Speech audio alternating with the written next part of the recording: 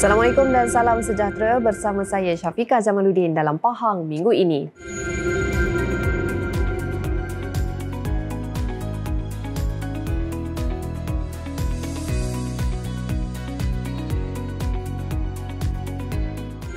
Kepada Paduka Baginda Sultan Pahang Al-Sultan Abdullah Riayatuddin Al-Mustafa Billah Shah Ibni Almarhum Sultan Haji Ahmad Shah berkenan bercemar duli berbuka puasa bersama rakyat di Kuantan 188. Dalam majlis berkenaan, Paduka Baginda turut berkenan mengurniakan sumbangan kepada anak-anak tahfiz dari 4 buah institusi yang melibatkan Mahat Tahfiz Turad Negeri Pahang MTTNP, Mahat Tahfiz Negeri Pahang MTNP, Rumah Kanak-Kanak Sultanah Haja Kalsum RKK-SHK dan Rumah Kanak-Kanak Tengku Ampuan Fatimah RKK-TAF. Penerima kurniaan berkenaan terdiri daripada pelbagai peringkat usia termasuk mereka yang berumur antara 7 hingga 17 tahun bersama pengiring dari setiap institusi.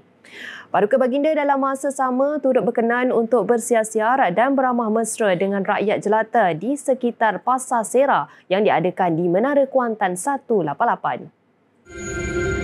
Agensi Penguatkuasaan Maritim Malaysia Negeri Pahang telah berjaya merampas hampir RM650,000 hasil rampasan bagi jenayah maritim dalam operasi khas Pagar Laut bagi tempoh 5 tahun. Menurut Yang Amat Berhormat Menteri Besar Pahang Datuk Seri Diraja Haji Wan Rosli Wan Ismail, nilai tersebut melibatkan 18 kes yang berlaku dalam tempoh 2020 hingga 2024. Agensi Penguatkuasa Maritim Malaysia ataupun Maritim Malaysia ni yang mana sekarang ni sedang menjalani operasi khas Pagar Laut bilangan 1 tahun 2025 bagi membanteras jenayah rentas sepadan dan pencerobohan terutamanya di perairan Pahang sempena menjelang Hari Raya Aidilfitri. Operasi ini telah diaktifkan semenjak 10 Mac yang lalu dan insyaAllah akan berakhir pada 18 April tahun ini yang melibatkan 4 fasa utama iaitu pengumpulan maklumat dan kesiapsiagaan aset, penguatkuasaan sebelum dan selepas perayaan serta pemantauan berterusan melalui post exercise debrief. Sepanjang 5 tahun pelaksanaan operasi ini yang bermula pada tahun 2020 sehingga tahun ini, tahun lepas lah ya, sehingga tahun lepas, Maritim Negeri Pahang telah berjaya menumpaskan 18 kes termasuk jenayah maritim dengan nilai rampasan hampir RM650,000. Saya ucapkan syabas dan tahniah.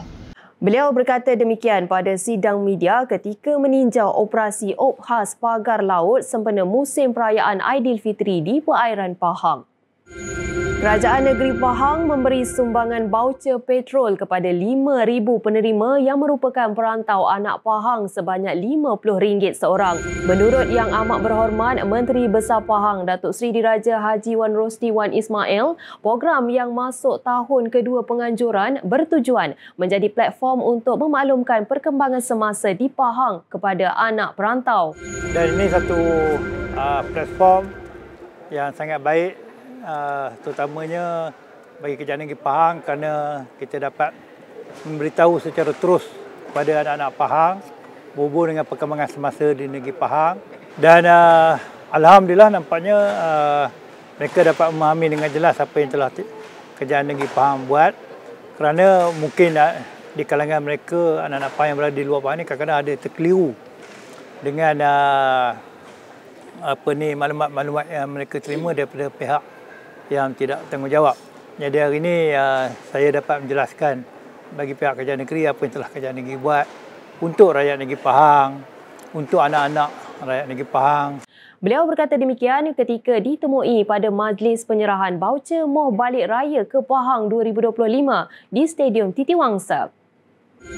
Baiklah, berita itu tadi mengakhiri Pahang minggu ini pada kali ini. Jangan lupa terus bersama kami di Pahang Media bagi mendapatkan maklumat dan berita terkini di Negeri Pahang.